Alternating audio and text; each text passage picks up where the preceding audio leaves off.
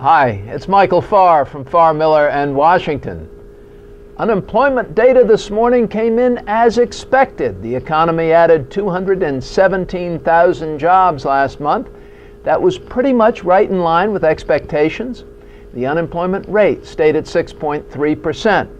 That number really didn't mean a whole lot to me, as I'm much more interested in the workforce participation rate, which is basically unchanged and as low as it's been in a long time. So those who are in the workforce or available to work within a certain number of ages, they aren't the elderly, they aren't the kids, those who are able to work, a smaller percentage than ever is participating in the workforce.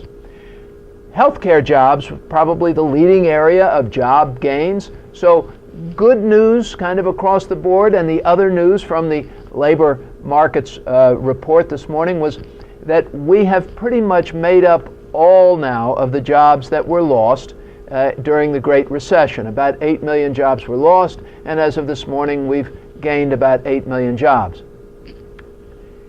Our economy is growing. Our GDP is growing, and that's been happening across those past 8 years. Economists will tell you that the U.S. needs to create about another million jobs every year in order to accommodate new people coming into the workforce. So while we've added the 8 million we lost, we haven't really kept up. So we should be adding, just a little less, fewer than 100,000 jobs a month in order to keep up.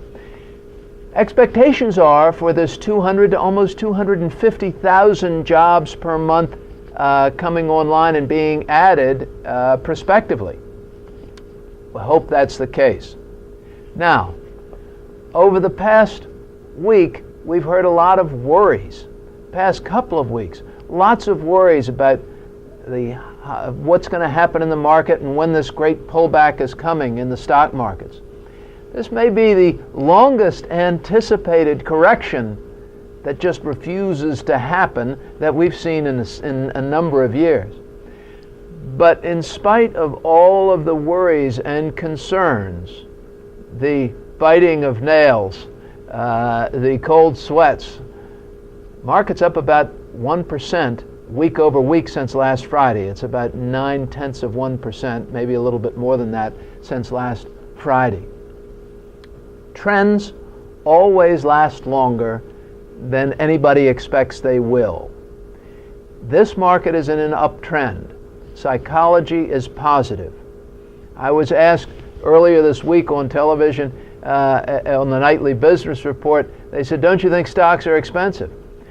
Yeah, I'm beginning to think stocks are expensive. I thought they were expensive in 1996, 1997, 1998, and I wasn't wrong, but they kept moving higher, and shame on you if you missed out in those 20% and 30% market increases. You need to be careful. Find good, solid companies with strong balance sheets, lots of cash flow, understandable products, good margins, and not too much debt. A little dividend never offends, as I always say. Buy low, sell high are the two rules that I'd like to add. Be patient and stay disciplined. That'll lead to success. If you need some help, call us at Farr, Miller in Washington, and look for me this weekend on Becky Quick's show on CNBC and other channels, On the Money. We'll be around this weekend talking about the economic data, the state of the consumer, and what's coming next for markets. I hope to see you over the weekend on the television. Thanks for tuning in. In Washington, D.C., I'm Michael Farr.